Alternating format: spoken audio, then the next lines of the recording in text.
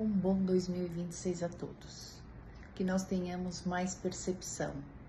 Existem sinais de bruxismo muito além, muito antes de você ranger o dente ou apresentar um estalos, antes de preencher as suas olheiras com ácido hialurônico.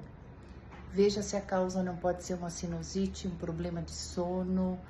Lembre, o bruxismo é uma inflamação neurológica, é uma informação ou um excesso de informação neurológica que causa, que culmina no bruxismo. Só que antes de ranger, antes de quebrar dentes, antes de desgastes excessivos, antes de estalos, existem sinais e o seu dentista está capacitado para diagnosticar e tratar.